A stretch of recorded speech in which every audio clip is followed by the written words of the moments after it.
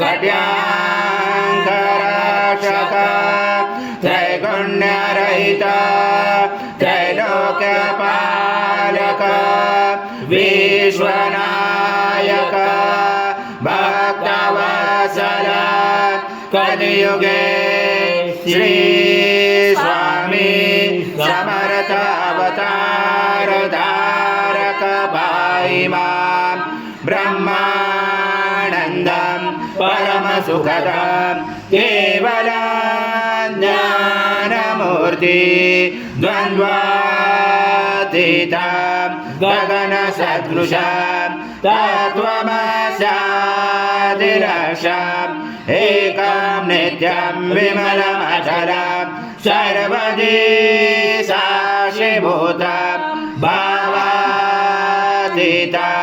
त्रिगुणरहितं सद्गुरुं तं नमामि गुरुर्ब्रह्मा गुरुर्विष्णु गुरुर्देवो महेश्वरः गुरुर्साक्षात् परब्रह्म तस्मै श्री गुरवे नमः।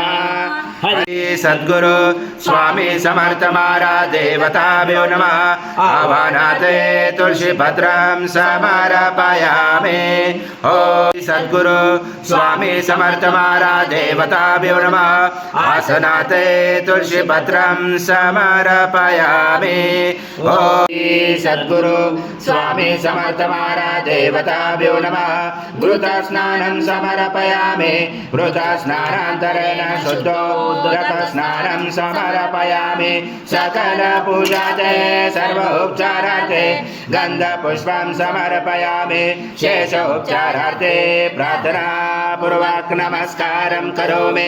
ओम नेत्रात्मका त्वं योगिनो ध्यायन्तो नित्यं त्वं ब्रह्मा त्वं विष्णु त्वं रुद्र त्वं इन्द्र त्वं अग्नि त्वं वायु त्वं सूर्य त्वं चन्द्रमा त्वं ब्रह्म पूर्वस्वरं घ्रादि पूर्वमुच्चार वणादि तदनन्तरम् अनुस्वार परतरार्धलुषितं तारेण रुचितं एतत्त्वमनुस्वरूपं गकार पूर्वरूपं अकारो मध्यमरूपं अनुस्वार क्षान्तरूपं बिन्दुरुद्धरूपं नादसन्धानं सहिता सन्धि सैषा गणेश विद्या गणकरचन चोत्गायत्री छन्दा गणपति देवता। ओम गणपते नमः। एकदन्ताय विद्महे वक्रतुण्डाय धीमहि तन्नो दन्ती प्रचोदयात्। एकदन्तं चतुर्दशं पाशमं कुशधारणं हृदं सवर्धं मत्स्ये प्राणं मुचकदजं रक्तं लम्बोदरं शूर्पकर्णकं रक्तवासजं रक्तगन्धानुलिप्ताङ्गं रक्तपुष्पैस्फुजितं भक्तानुकम्पिनं देवं जगत्कारणमुचितम् आविर्भूतं सुयादो प्रपते पुरुषात् परम् एवं धातनतं स योगे योगिनावरा।